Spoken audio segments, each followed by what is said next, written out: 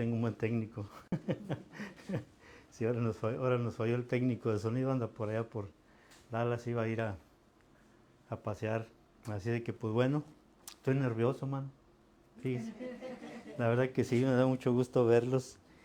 Ya teníamos tiempo que no mirábamos al hermano José. Así es de que, bueno, déjenme hacer un poquito de contexto antes de empezar. La semana pasada, ah, por lo regular, siempre la forma en como lo hacemos, déjenles doy un poquito de... Es que tomo, tomo un tema y lo vamos desarrollando ese tema. Ya tengo con este tema yo creo que casi un año hablando de esto.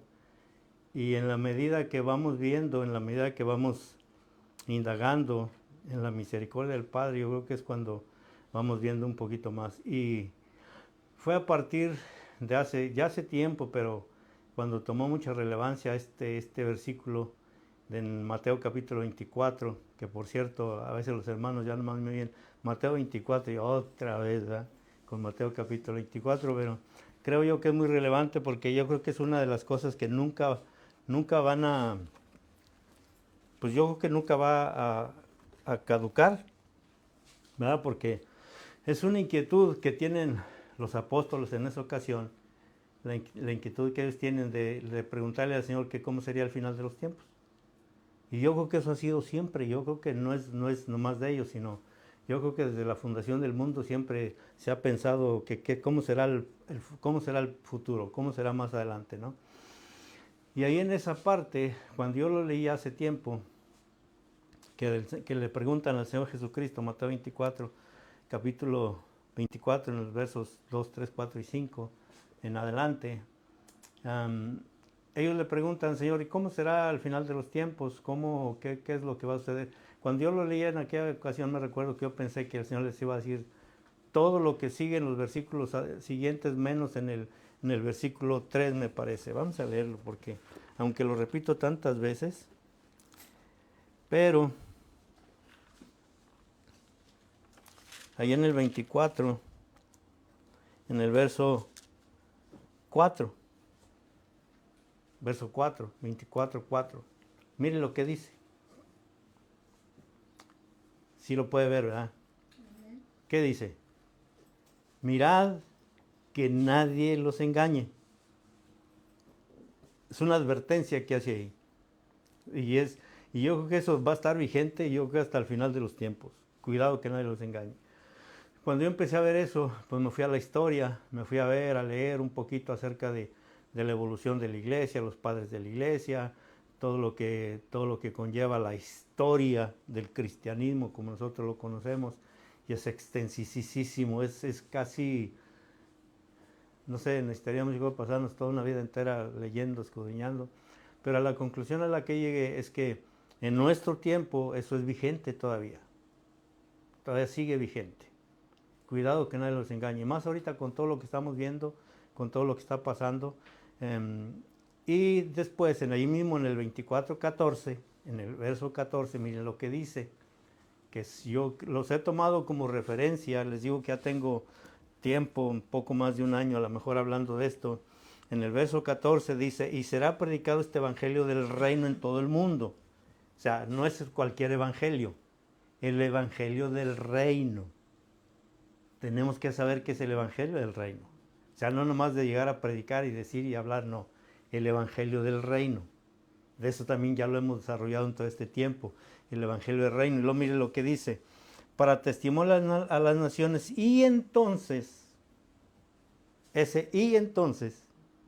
¿qué quiere decir? Que ya cuando se predique realmente el evangelio del reino, entonces la cosa ya va a estar más complicada. Porque entonces ya vamos a ver el fin. Y vaya que eso es bien especulativo el fin, porque cuando yo empecé a leer, por ejemplo, se puede decir que Apocalipsis es el libro de los acontecimientos finales, Apocalipsis, ¿verdad? Pero hay una serie de cosas que encontramos ahí que al final de cuentas, cuando yo empecé a buscar más o menos el fin, lo podemos encontrar en los capítulos 17 y 18 del libro de Apocalipsis, en donde hay un juicio sobre una mujer se apresa también a un personaje que sale ahí. O sea, hay muchos acontecimientos que de alguna manera pues no nos podrían decir más o menos qué es el fin. En primer lugar, porque yo creo que nosotros necesitamos, como decía ahorita la hermana, buscar revelación. Que no sea nada más lo que yo pienso, lo que yo digo, sino que realmente el Señor se revele a nosotros. O sea, el otro día yo pongo casi siempre un ejemplo en los estudios. Yo escribo, por ejemplo, aquí lo tengo. Mire, la palabra papá. Casi siempre pongo ese ejemplo. Aquí arriba, ¿qué dice? Papá. Y aquí, ¿qué dice abajo? Papá. Lo mismo, ¿eh? Pero esta es su Biblia y esta es la mía. Detrás de esta palabra hay una imagen. Si yo le pregunto de su papá, quizás a lo mejor no lo tuvo presente, pero alguna figura paterna, pues se le viene a la mente la figura de un papá, ¿no? O de algo que haya sido el papá, ¿verdad? Si a mí me pregunta, pues se viene en mi mente la imagen de mi padre, de mi papá. Entonces, cuando nosotros leemos esto y le pedimos al Señor que se revele a nosotros, entonces vemos lo que es la revelación detrás de la palabra, de esta palabra. Entonces, eso es lo que nosotros buscamos en el día de hoy, ¿verdad? Y les digo que cuando yo empecé a ver eso, entonces empecé a preguntarle al Señor que me diera figuras un poco más cercanas a lo que sería la realidad. Malaquías, en el libro de Malaquías, habla de un día final, el día del Señor, Malaquías. Y ahí dice que vendría Elías primero, para nosotros poder tener ¿cómo se puede decir? Un algo más cercano al final, de lo que pudiera ser el final. Dice que vendría Elías primero, pero la pregunta es, ¿identificaríamos a Elías? O sea, ¿realmente identificaríamos el mensaje de Elías? O sea, con todo lo que estamos oyendo y con todo lo que hemos oído en 2000 años, porque no estamos hablando nomás de nuestro tiempo. Nosotros tenemos que ver desde cuando el Señor Jesús vino a la tierra a traer un movimiento, un despertar, una revelación. Una de las cosas que yo les digo a los hermanos que yo he cambiado, a mí no me gusta la palabra cristianismo o cristiano porque es una palabra griega. Nosotros deberíamos llamarnos mesiánicos, de un movimiento mesiánico. ¿Verdad? Sí, sí, creyentes de un movimiento que el Señor Jesús vino a traer a la tierra y que, créanme hermanos, desafortunadamente es muy desconocido todo eso.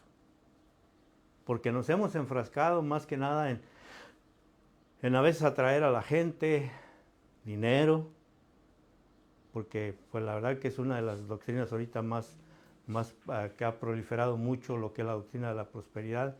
Y precisamente eso es lo que estábamos viendo. También en el 24-24 también lo hemos tomado como una especie de referencia, porque dice en el 24, porque se levantarán falsos cristos y falsos profetas. Ahí mismo, el capítulo 24, Mateo 24. Y mire lo que dice. O sea, si la advertencia del Señor Jesús es cuidado que nadie los engañe, pues bueno, vamos a tener cuidado, ¿verdad? Pero para poder nosotros no ser engañados, necesitaríamos ver el verso 6, en donde el mismo Señor Jesucristo dice, porque vendrán muchos en mi nombre diciendo yo soy el Cristo, dice, y a muchos engañarán. Y el 24 dice, porque se levantarán falsos cristos y falsos ¿qué? Profetas. Y harán grandes señales y prodigios de tal manera que engañarán, si fuere posible, a uno de los escogidos. Bueno, a partir de ahí hemos desarrollado todo un tema, y la semana pasada nos quedamos en 3 espíritus inmundos que parecen ranas, ¿se recuerdan? Que fue lo que vimos la semana pasada, Apocalipsis capítulo 16. Y cuando yo empecé a indagar sobre eso, Padre mío, es bien increíble. Mire, vámonos a Apocalipsis 16, porque ahí fue donde nos quedamos, ¿verdad? Y quiero ahondar un poquito más en esto, porque en el capítulo 12, 16, 2, perdón, capítulo 16, verso 12, que ahí también, este es bien extenso, bien precioso, pero les digo, yo tomo nomás las referencias para poder explicar las cosas que nos son mostradas. En el capítulo 16 del libro de Apocalipsis, en el verso 12, que esto viene a consecuencia del capítulo 12 del libro de Apocalipsis, cuando la iglesia se forma, o sea, cuando el movimiento mesiánico se forma. En el capítulo 16, verso 12 dice, el sexto ángel derramó su copa sobre el gran río Éufrates y el agua de este se secó para que estuviese preparado el camino de los reyes del oriente. Y vi salir de la boca del dragón, son 3 personajes, la boca del dragón, la boca de la bestia y la boca del falso profeta, 3 espíritus inmundos a manera de ranas. ¿Verdad? O sea, no son ranas, se parecen a las ranas, que es una figura. Y la figura, cuando nosotros empezamos a ver eso, mire lo que son en el verso 14. Dice, pues son espíritus de demonios, estas ranas, que parecen ranas, pero no son ranas. ¿Verdad? Y lo interesante de esto es que ¿de dónde salen las ranas? De la boca, de lo que se dice, de lo que se habla, de lo que se proyecta. Cuando yo empecé a ver esto me di cuenta que este personaje aquí no es el mismo, pero le falta una característica. ¿Y qué es lo que vamos a ver? Pero verso 14 dice, pues son espíritus de demonios que hacen señales, ¿se recuerdan el 24 de Mateo 24, que hacen señales? Y van a los reyes de la tierra en todo el mundo para reunirlos a la batalla de aquel gran día del Dios Todopoderoso. Mateo 24:14. ¿Verdad? ¿Se dan cuenta de eso? Ahora, lo que vimos la semana pasada es que estos espíritus inmundos, miren, cuando yo empecé a ver, por ejemplo, eso de las ranas, y lo quiero hablar un poquito más, lo de las ranas, la figura se mira, se ve en el libro de el Éxodo. Allá aparecen las figuras de las ranas. ¿Se recuerdan que lo vimos la semana pasada? Y se ven en la plaga de ranas. Y lo interesante de esto, pues vamos a volver ahí, porque para poderlo seguir viendo. Éxodo capítulo 8, por favor.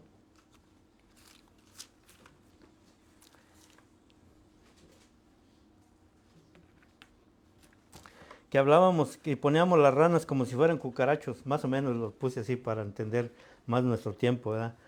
Para poderlo visualizar más, porque por ejemplo, hablaba yo de que si en el día de hoy alguien viniera y dijera, te vamos a mandar una plaga de cucarachos ahí en tu casa, ¿verdad? Y si viniera alguien, por ejemplo, y le dijera, ¿cuándo quieres que los cucarachos se vayan? Pues ayer, si es posible, ¿verdad? Que yo no voy a esperar. Lo interesante de esto es la respuesta que Faraón le da a Moisés. Ya lo vimos la semana pasada, pero lo quiero hacer así. La respuesta es bien interesante. La respuesta que le da Moisés a Faraón. Y miren lo que le dice. En el capítulo 8, verso 9. Y dijo Moisés a Faraón, dígnate indicarme cuándo debo orar por ti, por tus siervos, por tu pueblo, para que las ranas sean quitadas de ti y de tus casas y que solamente queden en el río. ¿Pero cuál está leyendo? Es Éxodo capítulo 8. Sí, Éxodo. Sí, Éxodo capítulo 8. Sí, hermana, pregúnteme, porque quiero que la misma escritura, sí, quiero que la misma escritura nos hable. Quiero que la misma escritura nos dé testimonio de esto. Dice el verso 9, lo voy a leer otra vez. Y dijo Moisés a Faraón, dígnate indicarme cuándo debo orar por ti, por tus siervos, por tu pueblo, para que las ranas sean quitadas de ti y de tus casas y que solamente queden en el río. Mire la respuesta de Faraón. Si usted tuviera la plaga de cucarachas en su casa, ¿cuándo quería que se fueran? Hoy, ahorita, ¿verdad? O sea, yo no me voy a esperar. ¿Sabe por qué, hermano? Porque lo que dice el dragón y el falso profeta siempre va a apuntar hacia mañana. y ese mañana no llega, porque nosotros no vivimos el mañana.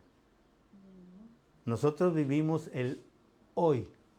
Y esa es otra de las cosas que también he estado tratando de explicar, que el hoy que nosotros vivimos no es tiempo lineal, no es tiempo de hombre, porque nosotros vivimos un tiempo lineal. Nosotros fuimos, es más, ahorita acabamos de entrar aquí, ¿verdad? Ya no somos, ya fuimos. Hace 5 o 10 minutos ya fuimos, ya no somos. Hoy estamos aquí y mañana, asegúreme mañana. No hay forma. Porque la bestia tiene esa característica. Él es hoy y es mañana. Y el Padre, Dios el Padre, Él es eterno. Él no tiene tiempo de hombre. Por eso es bien importante entender la respuesta de Faraón, que le dice mañana. Porque nosotros no vivimos para mañana. Yo vivo hoy. Hoy es el día. Mañana no existe. No existe. Les ponía ahí un ejemplo. Yo no sé si ya antiguamente, ya hace tiempo, porque pues ya tenemos algunos años que hemos pasado, ¿verdad? Pero antiguamente en los lugares donde nosotros venimos, en las ciudades donde venimos, en aquel tiempo me recuerdo que había unas ciertas tienditas chiquitas en las esquinas o por ahí alguien tenía una tiendita, ¿verdad? Y era bien curioso entrar y ver un letrero ahí que es el letrero como. Ándele. Sí, la hermana sí se acuerda. ¿Y le fiaban o no le fiaban? Nunca le fiaban, porque el mañana nunca llegaba. Porque eso es a lo que estos tres personajes apuntan. Y mire, cuando yo empecé a ver las ranas, es bien increíble lo que es se puede decir que la historia de pues no es mitología, es historia de los dioses egipcios.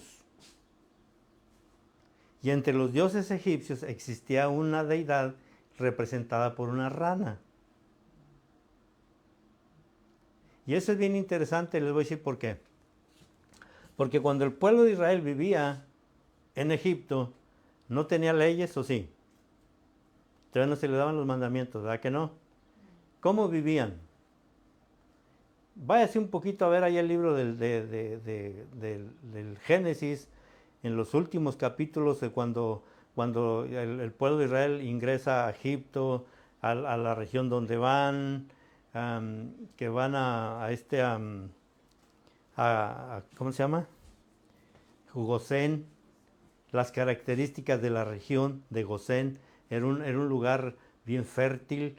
Cuando en otro tiempo había sequía, había hambre, al pueblo de Israel lo metieron a un lugar fértil, un lugar en donde se practicaba la ganadería.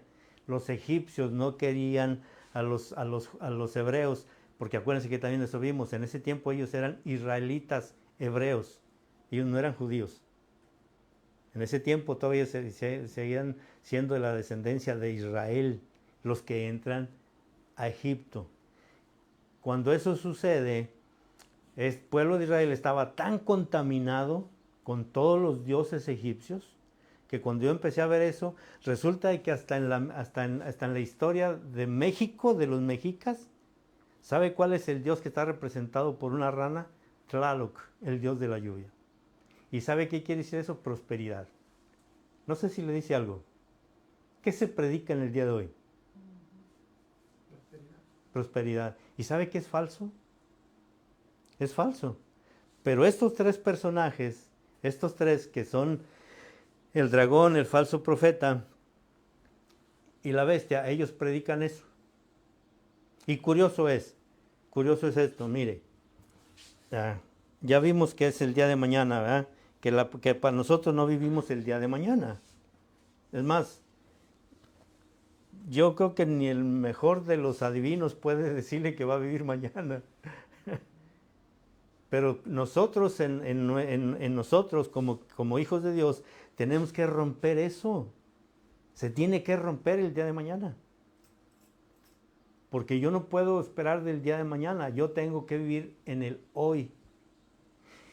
Y una cosa que estaba viendo también que cuando nosotros empezamos a verlo de esa manera, créame que hasta la percepción de las cosas cambian. Porque yo no espero que venga mañana, yo estoy esperando que venga hoy. Ahora, cuando yo entiendo el hoy, el hoy del Padre, el hoy del Señor, pues no quiere decir que ya ahorita aparezca aquí como arte de magia, no.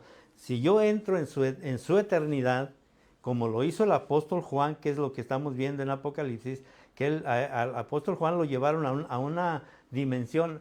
Saben que cuando hablo de eso no encuentro realmente la palabra, si es dimensión, nivel, cielo, tercer cielo. Realmente he tratado de hacerlo, pero como que todavía el Señor no me lo pone muy en claro, ¿verdad? De ver la forma como Juan, el apóstol de Apocalipsis, él entra en esa dimensión y ve las cosas por esta razón. Le voy a decir por qué. Porque creo yo que el libro de Apocalipsis no es cronológico. Es como cuando nosotros, por ejemplo, nos da una revelación, el Señor le escribimos, vamos, escribimos. Y de ratito nos da otra y la escribimos.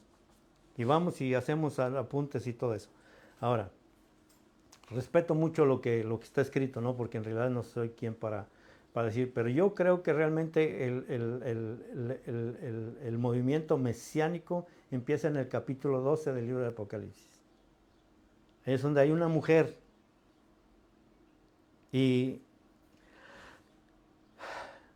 voy a seguir tocando este tema, pero el Señor me está moviendo a ir otra vez, a regresar un poquito más en un tiempo en el que yo creo que en donde la iglesia está y no ha podido salir de ahí. ¿Y saben en dónde está la iglesia? Desde tiempos en el que el Señor Jesús aparece sobre la tierra.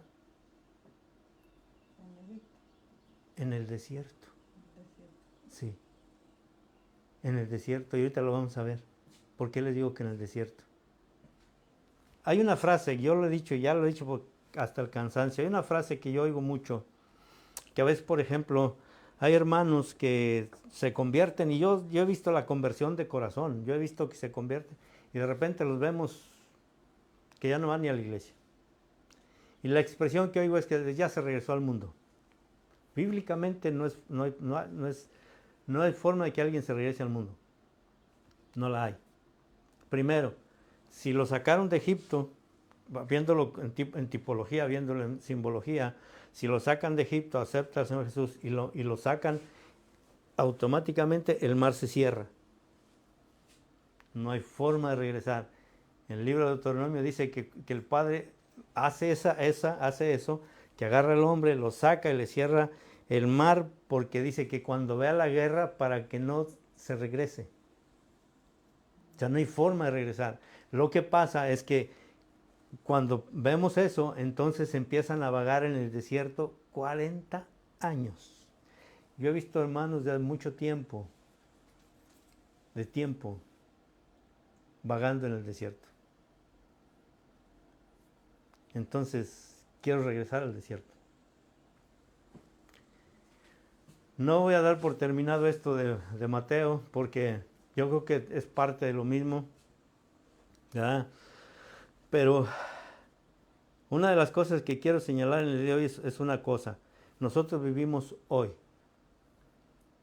No hay manera de regresar. Y créanme que cuando uno empieza a ver eso, empieza uno a ver otras cosas. Es más, hasta la vida cambia. ¿Sí, hermana? Dígame. Sí. Yo pienso que para los creyentes no hay lugar afuera. Ya para nosotros ya no hay lugar afuera. Nosotros ya tenemos un lugar. El Señor ya nos preparó un lugar. Sea que vivamos, sea que moramos, sabemos para dónde vamos. Sí, yo creo eso. Nada más que el problema está en que muchos de nosotros en la iglesia no lo saben. Ese es el gran problema. Y seguimos vagando. Entonces, vemos, creo que me llevé un buen tiempo en hacer un recuento de lo que hemos estado viendo, ¿verdad? Pero déjenme les digo lo poquito, bueno, leí bastante, pero pues lo que representan las ranas, porque yo sí quiero, por favor, que veamos que lo que estamos escuchando y viendo, no es el verdadero evangelio. No es. ¿Cuál es el verdadero evangelio realmente? Dígame. Que es otra de las cosas que también hemos visto en esto de no ser engañados. ¿Sabe cuál es el verdadero evangelio? Apocalipsis nos dice que hay un ángel que va pregonando el verdadero evangelio. Y para ver el verdadero evangelio, pues necesitamos ir a ver a los primeros evangelistas, ¿no? O sea, yo le puedo decir un cuento ahorita y inventarme una cosa, pero ¿por qué no le preguntamos al apóstol Simón, el hijo de Jonás? Que es otra de las cosas en las que yo también estoy luchando con eso. Él no se llama Pedro, que es otra de las falsedades que existen ahorita en donde se cimenta la iglesia romanista. Eso es falso.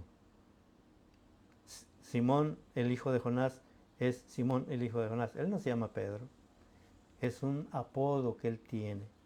Es un apodo que se le puso. Y él hace que 4 sábados anteriores hablamos de eso, de que era muy común encontrar el nombre de Simón. Encontramos, creo que son 6 o 7 Simones en la escritura. Simón el cananista, Simón el mago, Simón el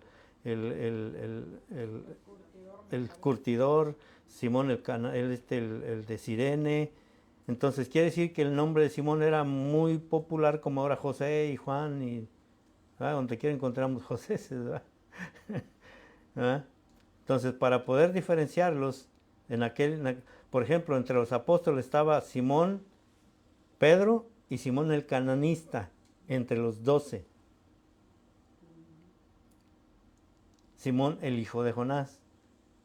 Y eso, el capítulo 16 de Mateo, la verdad que lo ha agarrado la iglesia romanista y ha hecho un andamiaje religioso tan horrible que hasta el día de hoy es bien difícil de quitar. Pero va a llegar el momento que dice el capítulo 17 en que esa ramera va a ser, que el otro día por ahí me mandaron un nombre, se han de imaginar. Ay, casi me crucifican por andar diciendo eso. Porque esto lo pasamos en Facebook y pasa también en YouTube. Entonces imagínense decirle yo a la iglesia romanista que es la gran ramera, pero así es bíblico y está escrito y no es tanto porque yo lo diga, sino por toda la evidencia que hay durante años de evidencia que se puede juntar. Si pudiéramos hacer un juicio, nos sobra evidencia para poder hacerlo, para poder hacer todo eso. Así de que, pues bueno, miren, nos vamos a ir, ya vimos, por ejemplo, que nosotros no vimos el día de mañana, ¿verdad? Nos vamos a ir al capítulo 12 del libro de Apocalipsis. Ahora sí, Apocalipsis 12. Y de ahí vamos a entrar se puede decir que en algo, pues no es nuevo, porque esto ya lo he compartido yo creo que hace como unos bastantes años yo compartí esto acerca del desierto. Y el otro día estaba escuchando a alguien por ahí, y el Señor me ha motivado a regresar otra vez al desierto, porque en realidad yo creo que si nosotros no identificamos realmente o no tenemos sentido de por qué somos cristianos. Dígame, ¿por qué? ¿Cómo es? Encontrarle el sentido, encontrarle la motivación o el propósito a por qué nos llamaron. Les preguntaba anoche a los hermanos en el estudio, ok, miremos nuestra familia para no ir tan lejos. La familia cercana. ¿Cuántos han aceptado al Señor o cuántos podemos decir que son cristianos? ¿Cuántos? A veces 1, 2 o 1 en la familia, ¿no? ¿Por qué? ¿Será que el Señor se equivocó? No, es que hay algo, hay un propósito. Hay algo detrás de todo esto. Y eso es lo que yo quisiera que nosotros pudiéramos encontrar, ese propósito, el por qué se nos llamó. ¿Para qué? ¿Para estar dándole vuelta al desierto? No, porque el llamado no es al desierto. ¿Sabía eso? Y ahí nos sacó el Señor. ¿A qué sacaron al pueblo por qué sacaron al pueblo de Egipto? ¿A dónde iba? ¿A dónde? A la tierra prometida. A la tierra prometida. ¿Y por qué se quedó en el desierto? Dígame, ¿por qué se quedó en el desierto? Que nunca tuvo nada. Por desobedecer, Sí, no es por no escogido. seguir desobediencia. Por desobedientes. Dice que muchos son llamados, pero pocos son escogidos. Bueno, miren, vamos a ver. Pero solo porque aceptamos a Jesucristo nos dejamos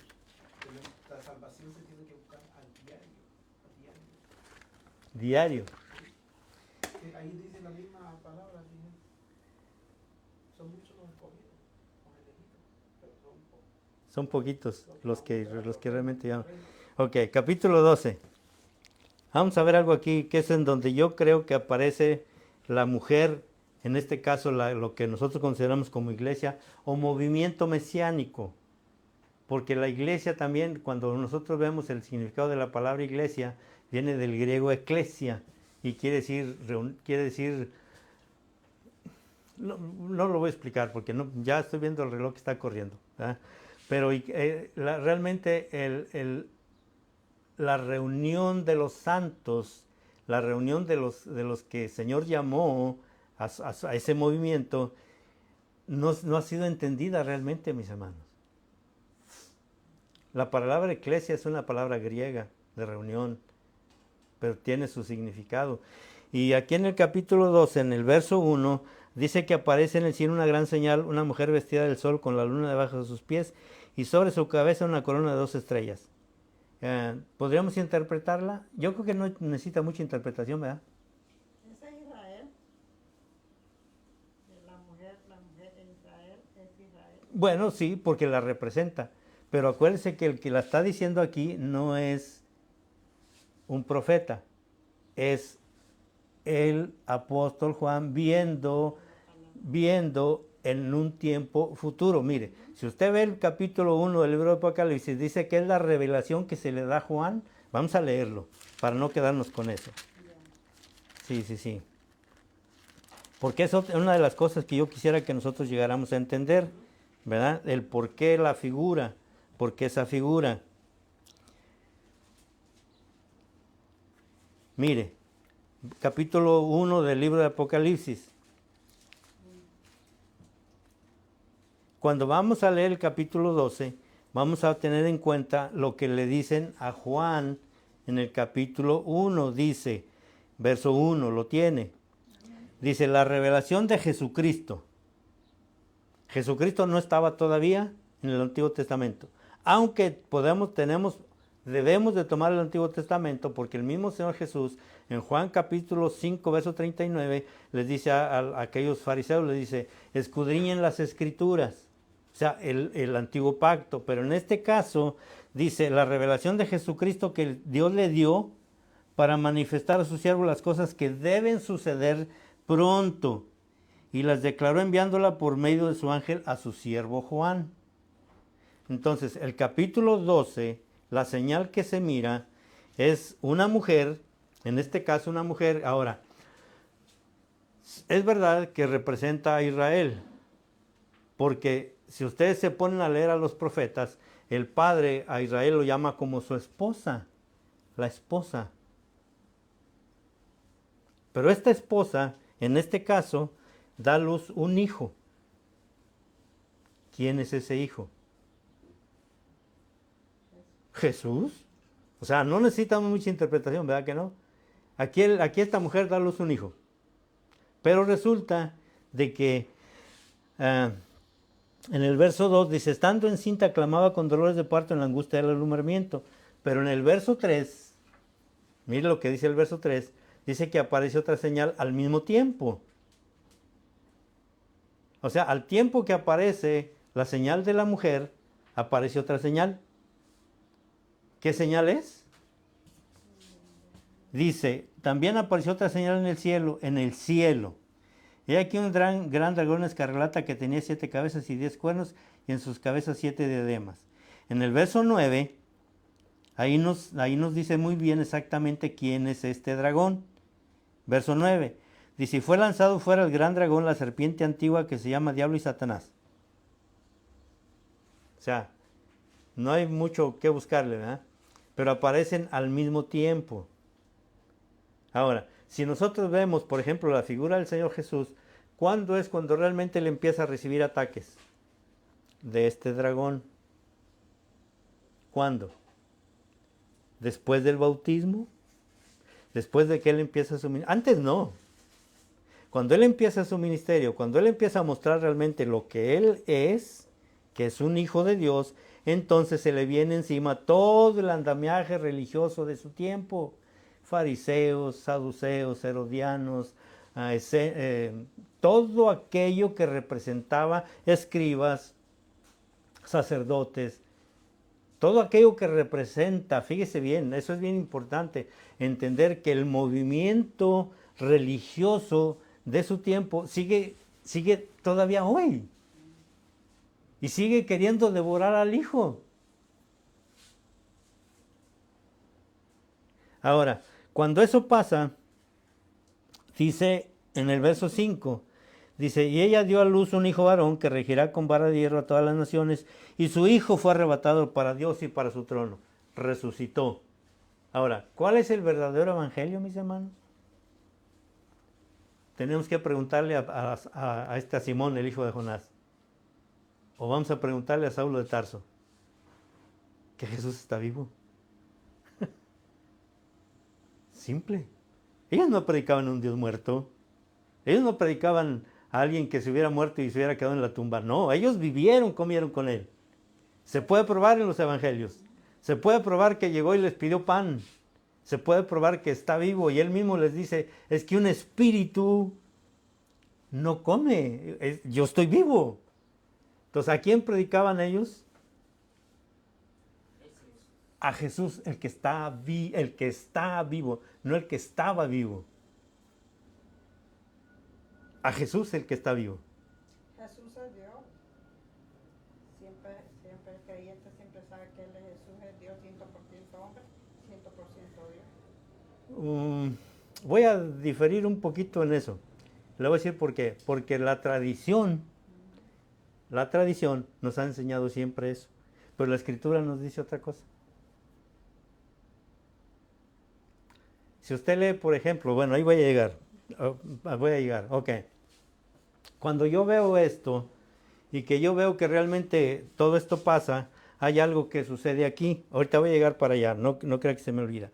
Dice en el verso 6, 12:6, Apocalipsis 12:6.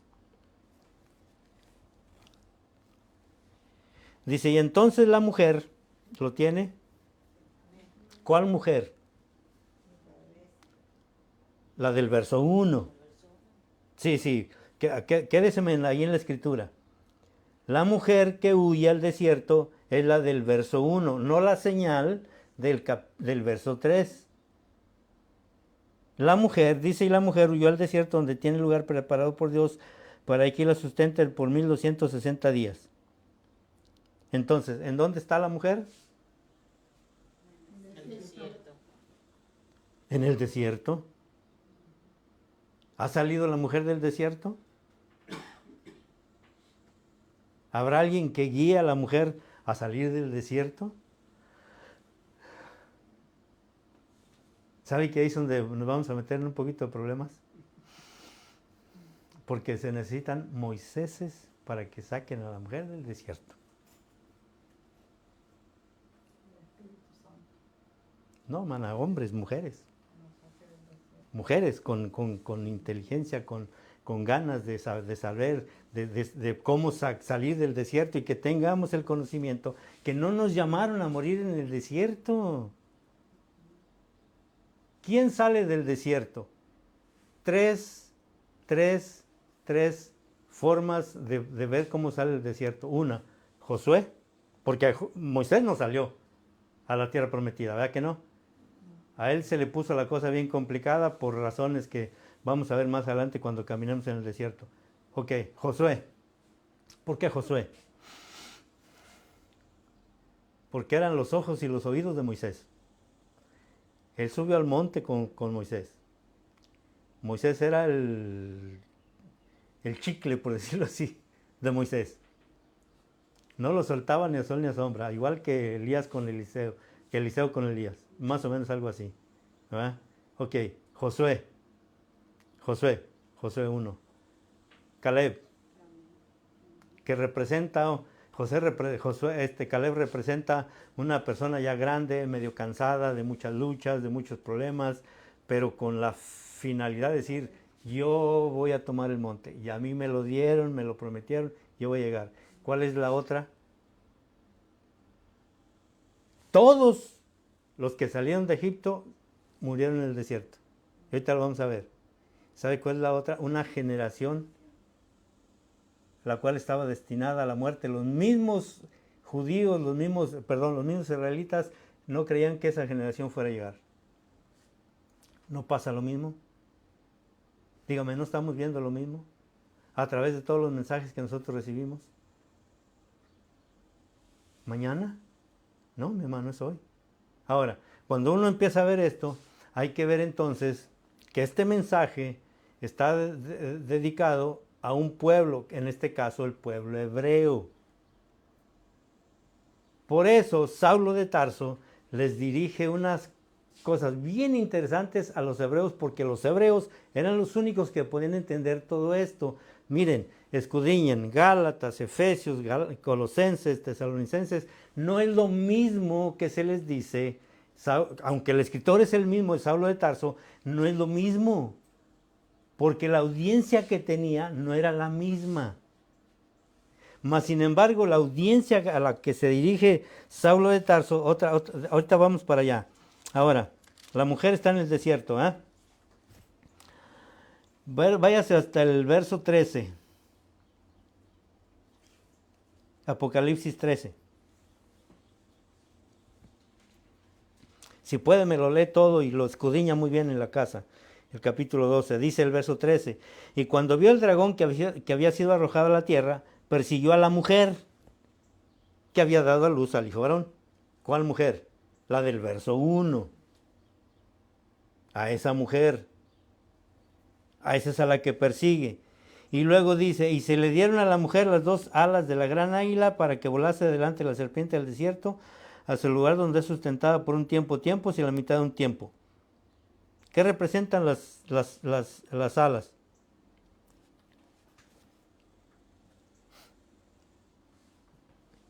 ¿Sabe qué representa? Y en tus alas traerás salvación. Salvación. Pero la mujer sigue en el desierto.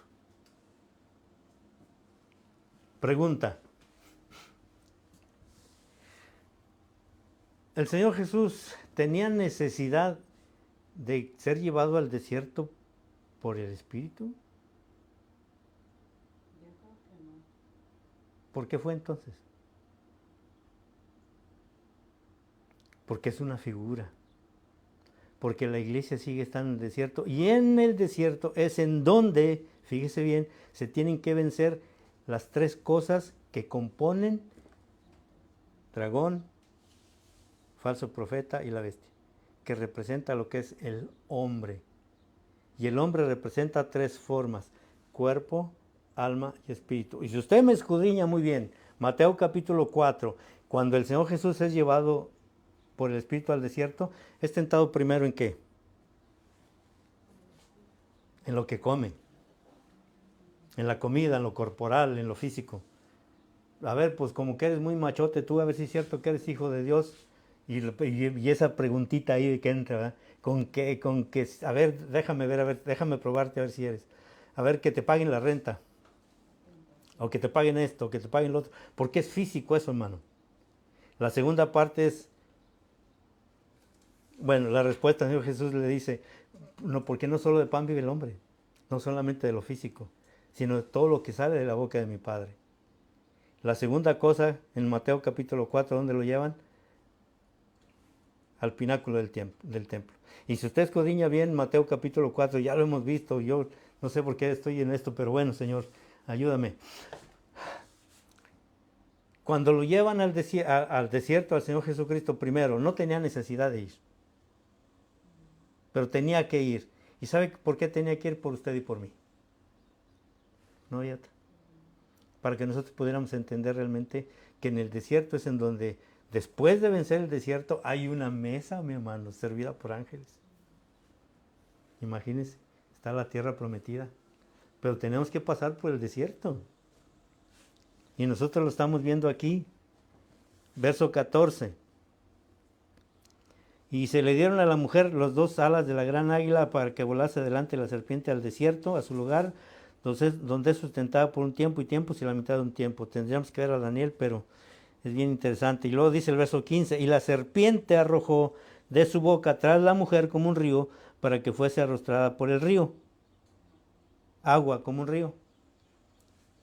Capítulo 16 del libro de Apocalipsis. ¿Qué es lo que sale de la boca del dragón y del falso profeta? Agua sucia, agua contaminada, agua que le dice que todo le va a prosperar y al final de cuentas no prospera. ¿Cuánta gente yo no he visto frustrada, cansada de que le prometen tantas cosas? Es más,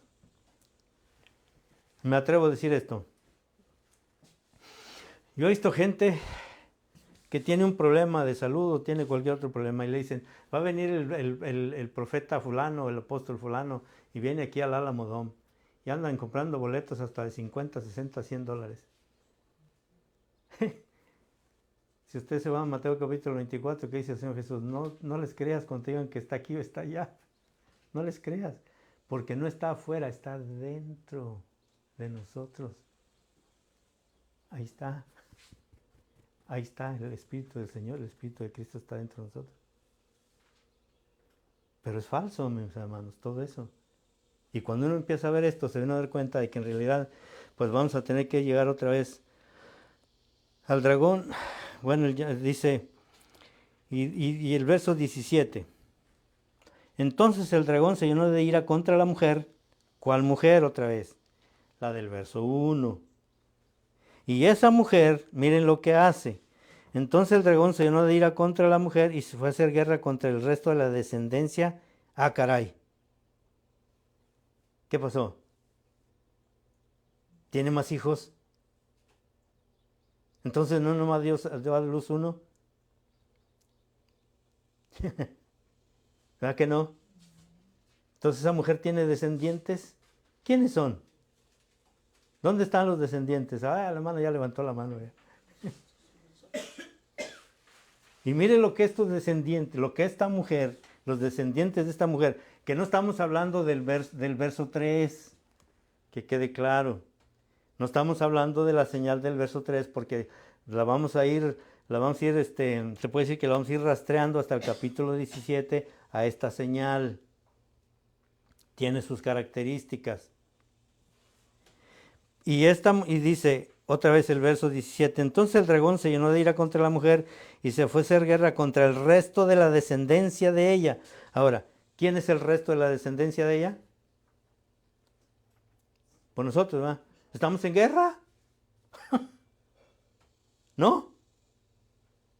¿Contra quién? Contra el dragón. ¿Y cómo peleamos contra el dragón, dígame?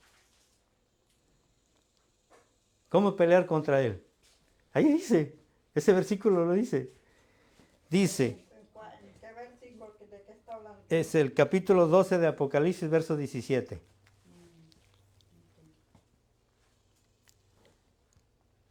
Bueno, hermana, perdón, pero aquí los hago que vayan a la Escritura y van para allá y van para acá porque la Escritura es la que nos da testimonio de todo esto. Dice el verso 17, lo tiene. 12, 17. Entonces el dragón se llenó de ira contra la mujer y se fue a hacer guerra contra el resto de la descendencia de ella.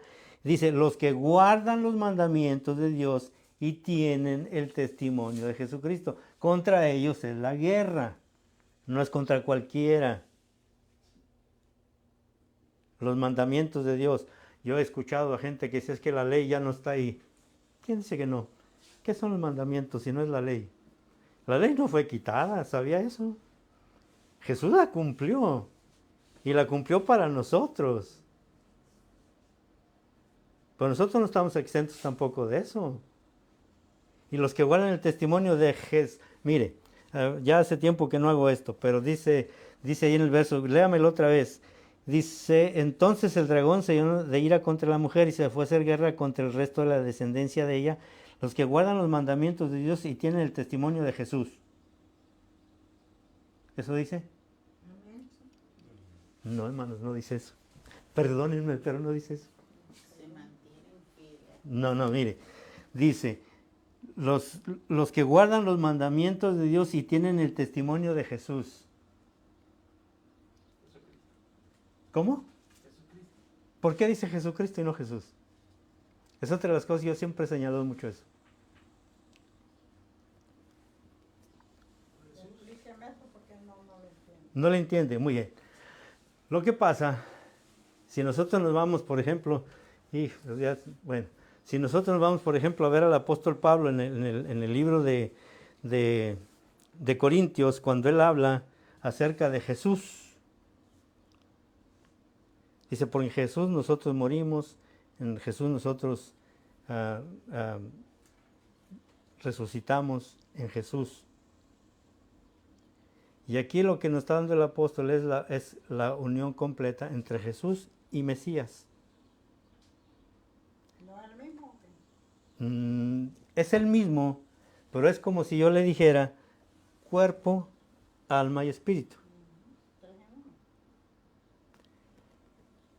Lo que pasa es que también es otra de las cosas que nos han enseñado, que Dios son tres personas. No, yo no creo eso. En primer lugar le voy a decir por qué. La hermana Ana cuando se vino de la casa dejó su espíritu allá. ¿A que no? Se lo trajo, tuvo que traérselo. Su alma la dejó. Tampoco. ¿Verdad? Su cuerpo menos. Ok. Entonces usted es única, usted no es una. Pero en esa unidad, en eso único, usted refleja tres formas de ser: cuerpo, alma y espíritu. ¿Verdad? Padre, Hijo y Espíritu Santo. No, no es uno. Es único. Único. Mire, estos lentes son únicos.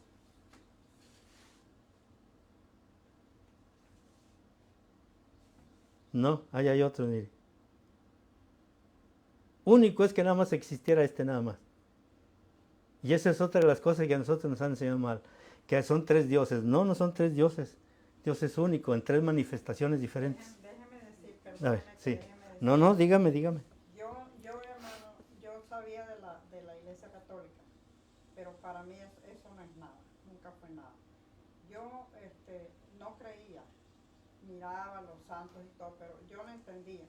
Pero cuando yo clamé a Dios en mi corazón como Padre Santo, Padre Celestial, Él se manifestó a mi vida y Él llenó mi vida con su espíritu. Y yo no he seguido, desde esta fecha, yo no he seguido a ningún hombre sobre la tierra. Yo entiendo que lo que usted dice, que somos un cuerpo, somos un alma y un espíritu que vivimos en un cuerpo. O sea que esa es la unidad. Uh-huh. Esa es la unidad. Cristo también, en Cristo le dice a Felipe, le dice, muéstranos al Padre y nos basta. Y le Felipe, ¿cuánto tiempo ha que estoy con vosotros? Y me dice, muéstranos al Padre. Entonces, cuando nosotros leemos las Escrituras, no las leemos a manera de hombre, por lo menos yo no las leí a manera ni de católica, porque yo no creo, eso es una institución, eso es una mafia. Pero el cristianismo, o sea, el creyente, yo entendí porque, mire, cuando le dice Jesús a María, le dice a María, ay, si tú hubieras estado aquí, mi hermano no muere. Y le dice, María, no te dije que si creyeres verás la gloria de Dios. El creyente cree en la palabra. Muchos dicen que la palabra la manipularon y todo, pero el Espíritu Santo nos revela a través de la palabra. A lo mejor el enemigo quiso hacerlo, pero Dios tiene misericordia de nosotros. Mire, yo creo que ahorita en lo que usted está diciendo se está respondiendo a sí misma a través de la Escritura, creo yo. Y yo creo que vamos a tener que platicar mucho, ¿verdad? Porque creo que hay muchas cosas que nos han enseñado y nos han enseñado mal. Ahora, yo siempre digo esto, yo no busco culpables, porque no hay culpables de lo que nos han enseñado.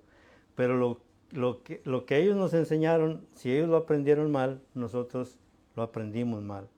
Ahora, hay una cosa, que cuando a mí la Escritura me da testimonio, de lo que es la verdad, y la única verdad que yo conozco sobre la faz de la tierra se llama Jesús. O sea, no hay otra. Podemos tener verdades a medias. Por ejemplo, mire, voy a hacer esto. Y esto. ¿La oscuridad es una verdad? No, es a medias. Porque cuando llega la luz, esa verdad a medias se desaparece. Pero que Entonces no hay una forma filosófica de mostrar la verdad, sino es a través de una persona, y en este caso el mismo Señor Jesús dijo, yo soy la verdad y la vida. ¿Verdad? Entonces, todo lo que nosotros deseamos en el día de hoy es que nosotros le conozcamos a Él. Porque si yo le conozco a Él, entonces conozco a Él exactamente. ¿Ve? Y creo yo que de alguna manera, esa ha sido siempre mi lucha. El hecho de poder traer una palabra en la que nosotros nos podamos deshacer de tanta doctrina equivocada que nos han metido en la cabeza.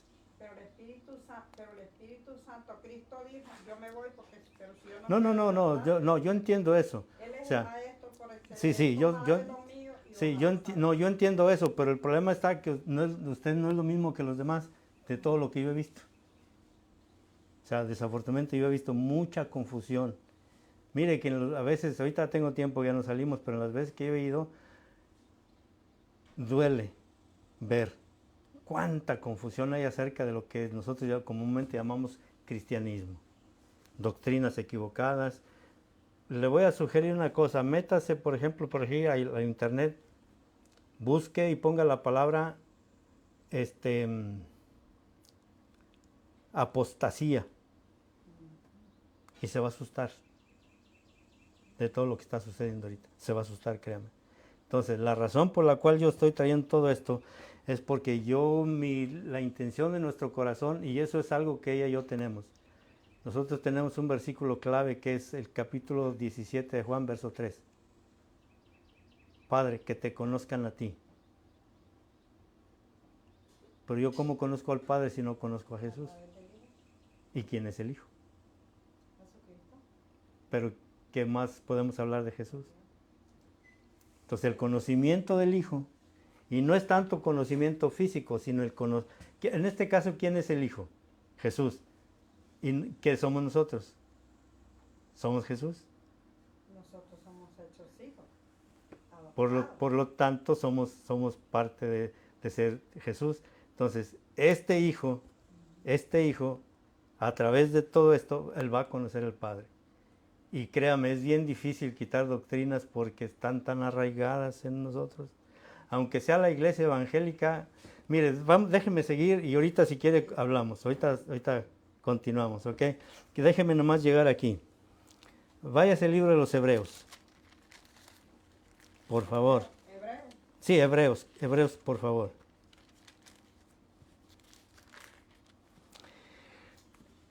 Capítulo 3. Ahorita seguimos, hermana, no se preocupe. Ahorita le pedimos al Señor que nos abra el entendimiento y que podamos ver las cosas más claras. Pero mire lo que dice aquí, y les decía yo que a los hebreos es a los que Saulo de Tarso se dirige, por la razón de que ellos tenían, como dice mismo Saulo de Tarso, ellos son los de las promesas. Y luego dice, ahí en el capítulo 3, verso 7, dice, por lo cual, como dice el Espíritu Santo, ¿quién dice? El Espíritu Santo, que es una de las cosas que vamos a ver ahorita. Bueno, más adelante. Dice, por lo cual dice el Espíritu Santo, si oyeres hoy su voz, no endurezcáis vuestros corazones, como en la provocación en el día de la tentación en el desierto, donde me tentaron vuestros padres, me probaron y vieron mis obras 40 años, a causa de lo cual me disgusté contra esa generación y dije, siempre andan vagando en su corazón y no han conocido mis caminos. Y desafortunadamente yo he visto en este tiempo que hay mucha gente que vaga en su corazón y que realmente no conocen el camino de él. Pero dice, mirad hermanos, verso 12, mirad hermanos que no haya ninguno de vosotros corazón malo de incredulidad para apartarse del Dios vivo. ¿De cuál Dios? ¿De quién estaba hablando Saulo de Tarso? Del Padre. No estaba hablando de Jesús, estaba hablando del Padre. Dice, antes exhortados los unos a los otros cada día, entre tanto que se dice hoy. Acuérdese lo de las ranas, no es mañana, es hoy, para que ninguno de vosotros endurezca por el engaño del pecado, porque somos hechos participantes del Mesías, acuérdese que la palabra Cristo la palabra original es Mesías, con tal que retengamos firmes hasta el fin nuestra confianza del principio, Y otra vez vuelve a repetirlo, entre tanto que se dice, si oyeres hoy su voz, no endurezcáis vuestros corazones como en la provocación. Y creo yo que esa es una de las cosas que va a ser la oración de nosotros ahorita, que no se endurezca el corazón de nosotros. Verso 16. ¿Quiénes fueron los que habiendo oído le provocaron? ¿Quiénes fueron los que habiendo oído le provocaron? Y luego pregunta otra vez, ¿no fueron todos los que salieron de Egipto por mano de Moisés? ¿No fueron todos los que llamaron a salir? Y luego dice, ¿con quiénes estuvo el disgustado 40 años? Yo no quisiera que el Señor se disgustara conmigo ni siquiera un día, ¿verdad? Y luego dice, ¿no fue con los que pecaron cuyos cuerpos cayeron en el desierto? 18. Y a quienes juró que no entrarían en su reposo, sino a aquellos que desobedecieron, que es lo que estábamos diciendo.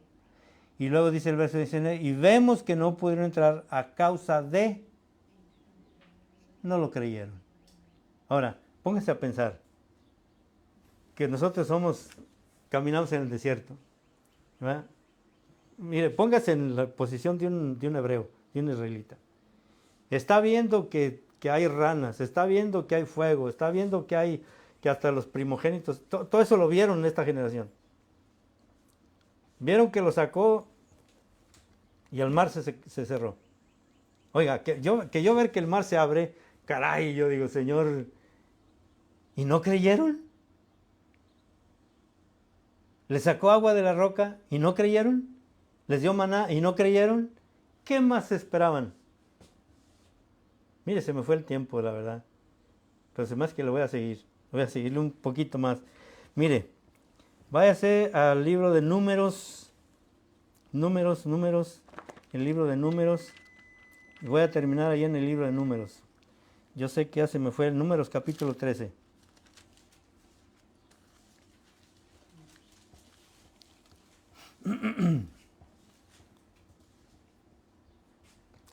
Aquí en el libro de Números mandan a estos 12 hombres a reconocer la tierra, ¿verdad? En el verso 25, dice, y volvieron de reconocer la tierra al fin de 40 días. Qué curioso, ¿verdad? 40 días, 40 años, 40 días en el desierto, es muy significativo. Dice, y anduvieron y vinieron a Moisés y a Aarón y a toda la congregación de los hijos de Israel en el desierto de Parán, en Cades, y dieron la información a ellos y a toda la congregación, y les mostraron el fruto de la tierra, estos 12. Y les contaron, miren lo que les contaron, diciendo, nosotros llegamos a la tierra a la cual nos enviaste, la que ciertamente fluye leche y miel, y este es el fruto de ella. Mas el pueblo, verso 28, miren lo que dicen, pero no lo dicen los 12, son 10 los que dicen esto. Dice, mas el pueblo que habita aquella tierra es fuerte y las ciudades muy grandes y fortificadas. Y también vimos ahí a los hijos de Anac, que son los gigantes. Verso 29, Amalek habita el Negev y el Eteo, el Jebuseo, el Amorreo habita en el monte y el Cananeo habita junto al mar y a la ribera del Jordán. Entonces Caleb hizo callar al pueblo delante de Moisés y dijo, subamos luego y tomemos posesión de ella porque más podremos nosotros que ellos. Esa es una actitud. Ese es alguien que sabe a lo que quiere. Pero hay 10 que no piensan de la misma manera. Dice, mas los varones que subieron con él dijeron, mire lo que dijeron. Aquí vemos a las ranas otra vez hablando de la misma manera. No podremos subir contra aquel pueblo porque es más fuerte que nosotros. Y hablaron mal entre los hijos de Israel de la tierra que habían reconocido, diciendo, la tierra por donde pasamos para reconocer la tierra que traga a sus moradores y todo el pueblo que vimos en medio de ella son hombres de grande estatura. El capítulo 14, verso 1. Y toda la congregación, ¿cuántos eran? Eran millares, no era un solo hombre. 10 hombres. Con que haya 10 que digan un evangelio falso, todo eso lo van a echar a perder. Si no hablan el verdadero evangelio. Mire, entonces toda la congregación gritó y dio voces y el pueblo lloró aquella noche y se quejaron contra Moisés y contra Aarón y contra los hijos de Israel y les dijo toda la multitud, ojalá muriéramos en la tierra de Egipto. Regresar al mundo, Dios, hermano, por favor, en lo que nosotros hemos vivido, en lo que hemos visto, en todo lo que Dios nos ha mostrado, regresar. No, hay que salir del desierto, a como dé lugar. Y hay que ayudar a los que se quedan todavía en el desierto a que salgan, a que se pongan las pilas y que se muevan porque se van a morir en el desierto. Así de que terminemos ahí. Créame que me faltó todavía un poquito más, pero bueno, vamos a orar. ¿Qué le parece? Vamos a ponernos de pie y vamos a pedirle al Señor que nos ayude con todo esto, porque una oración pequeñita. Padre, te damos gracias en el nombre de Jesús. Hay tantas cosas que hablar, que explicar, Señor. Hay tantas cosas que son falsas, que el falso profeta sigue hablando, diciendo, la bestia sigue haciendo de lo suyo, el dragón sigue con su orgullo, su soberbia, Señor. Nosotros lo estamos viendo, Padre. En el nombre de tu Mesías, en el nombre de Jesús, por favor, Señor, habla a esta generación, que tu oído está presto, que estás presto, Señor, para sacar a tu pueblo del desierto, porque los tiempos están muy complicados. Hay muchísima confusión, Señor. Y queremos alabarte y bendecirte y darte toda la honra y toda la gloria, porque tú eres el dueño de todo, de todo. Aún la revelación más profunda te pertenece, nada es nuestro, porque todo proviene de ti. Gracias, Señor, en el nombre de tu Mesías. Amén, amén y amén. Amén, amén.